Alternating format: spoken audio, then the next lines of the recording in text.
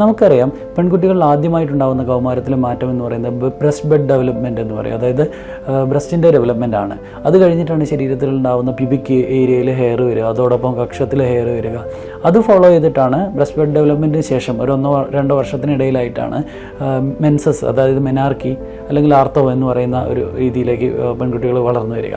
അപ്പോൾ ഈ ഒരു സാഹചര്യത്തിൽ പലപ്പോഴും ഇന്നത്തെ മാറി വരുന്ന ഭക്ഷണശീലങ്ങൾ, മാറി വരുന്ന വ്യായാമക്രമങ്ങൾ, ഇന്നത്തെ ലൈഫ് സ്റ്റൈലിലുള്ള വ്യത്യാസങ്ങൾ, ഇതൊക്കെ മൂലം പലപ്പോഴും പെൺകുട്ടികളുടെ മെൻസസ് വളരെ നേരത്തെയായിട്ട് കണ്ടുവരുന്നുണ്ട്. പലപ്പോഴും ബ്രസ്റ്റ് ബെഡിൻ്റെയൊക്കെ ഡെവലപ്മെൻറ്റ് ഒരു 6 വയസ്സാകുമ്പോഴത്തേക്ക് വരിക, മെൻസസ് ഒരു 8 വയസ്സ്, അതായത് 3-4 ഒക്കെ പഠിക്കുമ്പോഴത്തേക്കും പെൺകുട്ടികൾക്ക് മെൻസസ് വരിക.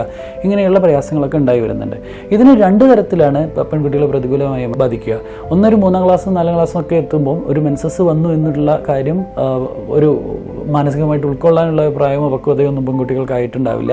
രണ്ടാമത് മെൻസസ് ആയി കഴിഞ്ഞാൽ ഒരു 2 വർഷമൊക്കെ കൂടി മാത്രമേ അവരുടെ ലീനിയർ ഗ്രോത്ത്, അതായത് മാക്സിമം ഗ്രോത്ത് ഉണ്ടാവുകയുള്ളൂ, ഹൈറ്റ് ഉണ്ടാവുകയുള്ളൂ. അപ്പോൾ നേരത്തെ മെൻസസ് ആവുക അല്ലെങ്കിൽ നേരത്തെ ബ്രസ്റ്റ് ഡെവലപ്മെൻറ്റ് ഉണ്ടാവുന്ന പ്രിക്കോഷ്യസ് പ്യൂബർട്ടി ഉള്ള കുട്ടികൾക്ക് അവരുടെ ഫൈനൽ അഡൽട്ട് ഹൈറ്റ് സാധാരണയുള്ള മറ്റു പെൺകുട്ടികളെയൊക്കെ അപേക്ഷിച്ച് കുറവായിരിക്കും.